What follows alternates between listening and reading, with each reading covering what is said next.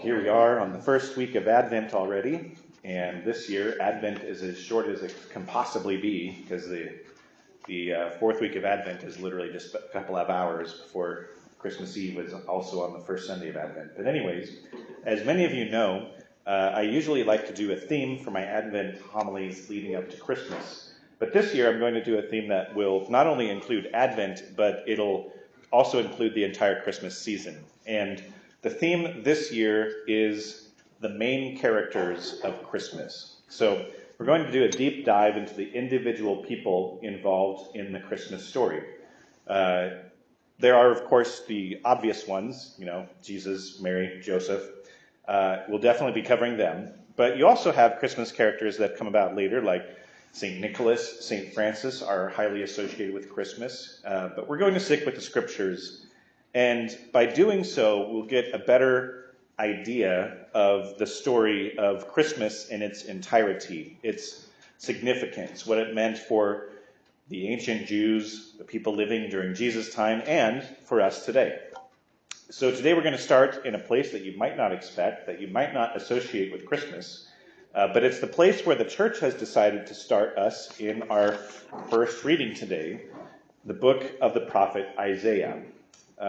We hear a lot from Isaiah both during Advent and during Christmas, or during Lent.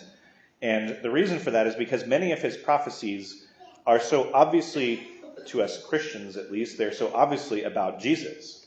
They detail very minute aspects and characteristics of Jesus' life. So first, a little bit of background on who Isaiah was. So Isaiah is one of the greatest prophets of the Old Testament. He probably ranks just behind Moses and Elijah in terms of importance within the Hebrew Scriptures. Isaiah lived at a very sort of critical and tumultuous moment in Israel's history. This was a point when Israel had been divided into two nations after a civil war. So this is nearly 200 years after that civil war. And as a result, 10 of the 12 tribes have broken away from Jerusalem and formed their own kingdom, and Jerusalem became a kingdom all on its own. However, during the lifetime of Isaiah, the northern kingdom, the 10 tribes that had seceded, they collapsed. They were completely destroyed by the Assyrian Empire in the year 721 BC. So we're talking over 700 years before Jesus was even born. And by the end of his life, Isaiah witnessed the same Assyrians turn their attention to attack Jerusalem itself. And so the nation that was founded by Moses, the land given to them by God to his chosen people, it was pretty much no more. It was a shell of its former self, nothing compared to the glory of King David and King Solomon nearly 300 years before. And so it was a hopeless time for Jerusalem and all of God's chosen people. The end seemed to be near, which is why Isaiah's prophecies would have been pretty unbelievable at the time. Everything was falling apart around him. If you just listen to the words of our first reading today, these come to us from Isaiah, and they sound like the admission of utter defeat. So this is from our first reading. Yes, Lord, why do you let us wander, O Lord, from our ways, and harden our hearts so that we fear you not? Return for the sake of your servants, the tribes of your heritage. Behold, you are angry, and we are sinful. All of us have become like unclean people. We have all withered like leaves, and our guilt carries us away like the wind. There is none who calls upon your name, for you have hidden your face from us, and have delivered us up to our guilt. And yet, there is a glimmer of hope in Isaiah's words. Our first reading ends with this. Yet, O Lord, you are our Father. We are the clay, and you the potter. We are all the work of your hands. So through Isaiah, God had made a promise to his people. He promised that one day God's people would return, and the kingdom of David would be restored to be even greater than before, more glorious. And so at God's instruction, Isaiah names his own son, his own blood, a beautiful name, Shayar Jashub, which I don't even know how to say correctly, but it's a Hebrew name that means a remnant shall return. And this is where we get the concept of Israel being restored. Isaiah says, "A shoot shall sprout from the stump of Jesse, and from his roots a bud shall blossom." So if you recall, Jesse was King David's father. So when Isaiah is saying there shall come forth a shoot from the stump of Jesse, he's saying that someone from the line of Jesse, from the line of King David, which has been chopped down like a tree, it's now just a stump, well, someone will bring new life to that kingdom, and that stump will once again blossom. And that would have been unbelievable in the time of Isaiah. The Assyrians were bad news. They were one of the most violent, ruthless empires in world history. And they also had really ridiculous but awesome names for their kings. We had to learn these in the seminary.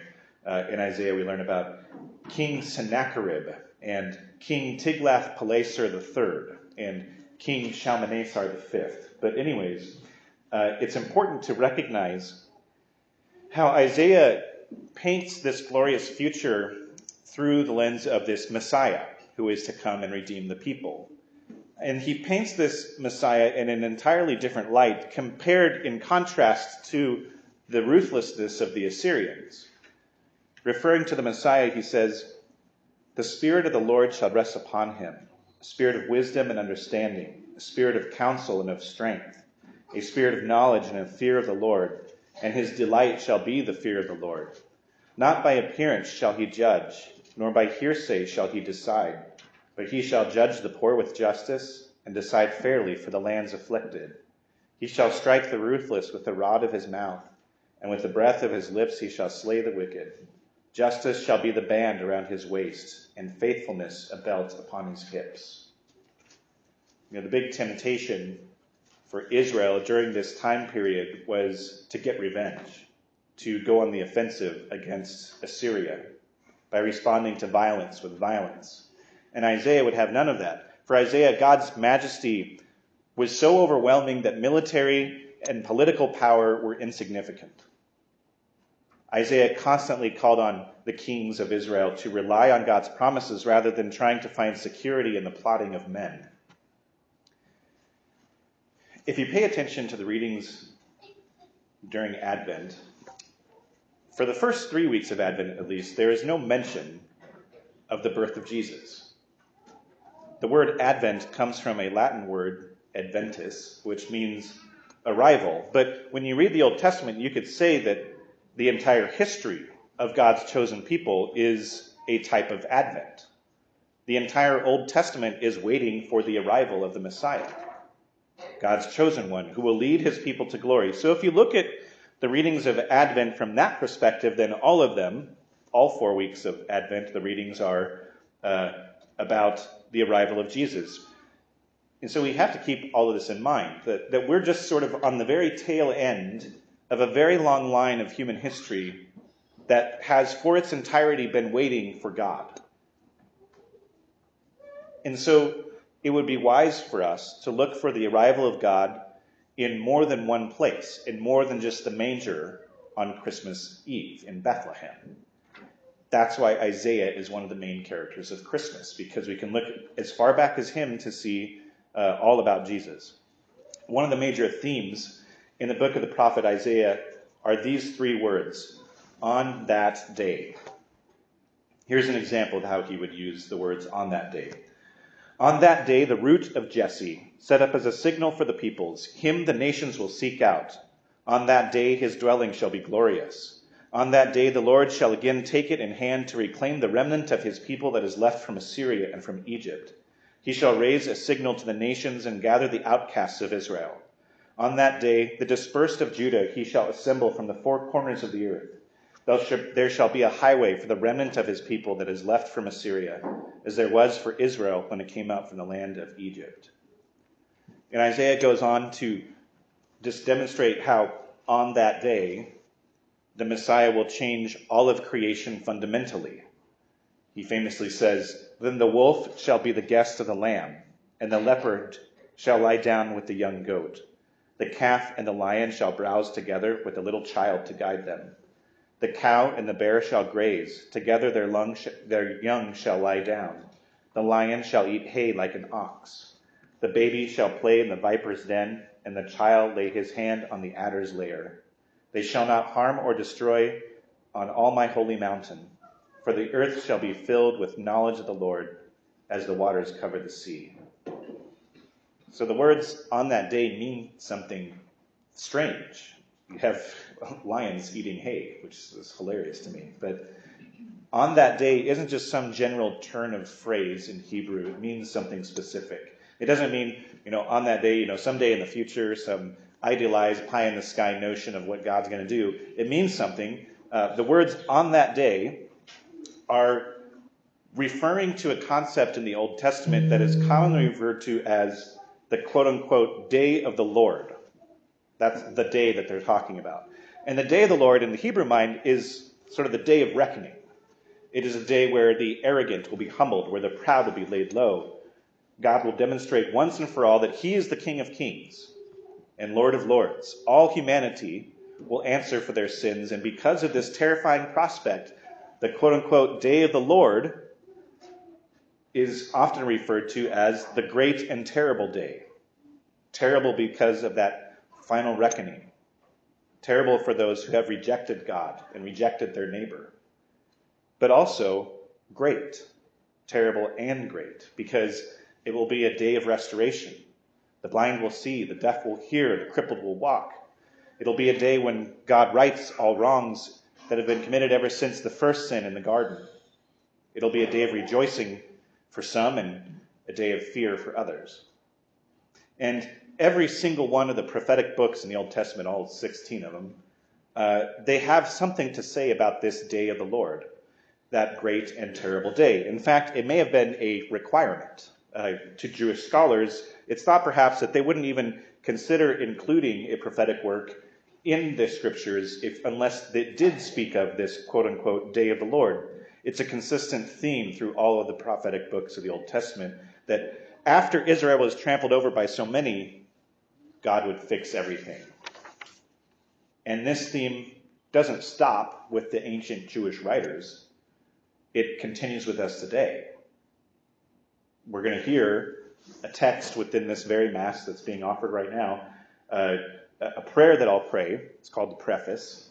It's the part of the Mass that comes right before the Eucharistic prayer, right before we sing the Holy, Holy. The lift up your hearts to the Lord.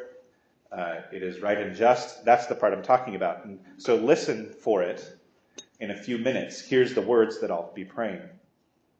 It is truly right and just, our duty and our salvation, always and everywhere to give you thanks, Lord, Holy Father, Almighty and Eternal God, through Christ our Lord.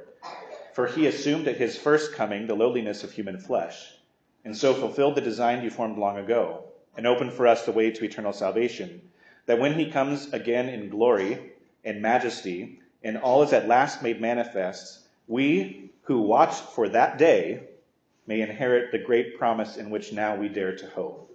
And so with the angels and archangels, so on and so forth. So what it's talking about in this part of the Mass is Jesus coming again. That is the day, the great and terrible day. If you see the word day in Hebrew or Catholic theology or liturgy, there's a 50-50 shot. That's what it's talking about. The day of the Lord, the great and terrible day. Now, this concept of the Messiah is a stark contrast to the kings that Isaiah had to deal with. One of the main issues of Isaiah's time was whether or not Israel should team up with the other nations like Egypt and Syria to defend against and even attack Assyria. Isaiah is, of course, strongly against this idea. He knows that it'll not only be disastrous for Jerusalem, but it'll go against everything that God has promised. A different kind of Messiah. A Messiah who brings about peace, not war. And the most famous case of this is when Isaiah is arguing with King Ahaz. You'll be familiar with these words. Ahaz wants to rely on human military might to secure peace from Assyria. But Isaiah says, no, ask the Lord for help instead. Rely on the Lord. Again, the Lord spoke to Ahaz. Ask for a sign from the Lord your God. Let it be deep as hell or high as the sky. But Ahaz answered, I will not ask. I will not tempt the Lord. Then he said, listen, house of David. Is it not enough that you weary human beings? Must you also weary my God? And here is one of the reasons why I think Isaiah is one of the main characters of Christmas, because he says this: "Therefore, the Lord himself will give you a sign. The young woman, pregnant and about to bear a son, shall name him Emmanuel." Now, young woman was also translated in the time of Jesus as virgin. So a virgin will give birth to Emmanuel. Emmanuel, that word means God with us. So God is literally with us in this child that is about to be born. And of course, he is in the person of Jesus. Isaiah even goes on to describe where the Messiah will come from. He says this: "There is no gloom where there had been distress.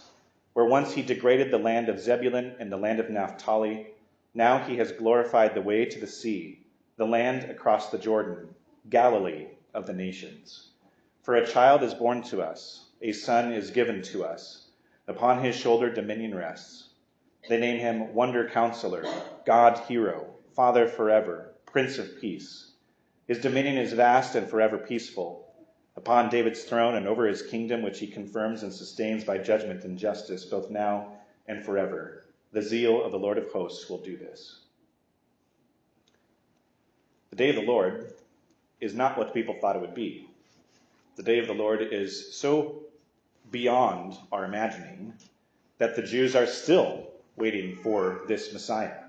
They're still waiting to this day for the day of the Lord to arrive. They are still in a 2,000 plus year long Advent.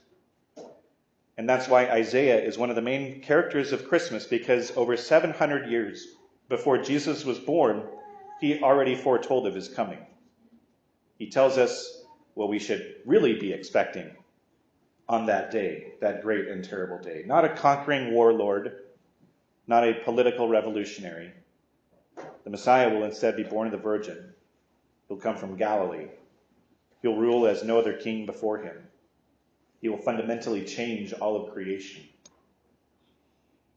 He is Emmanuel, God himself with us, come to earth.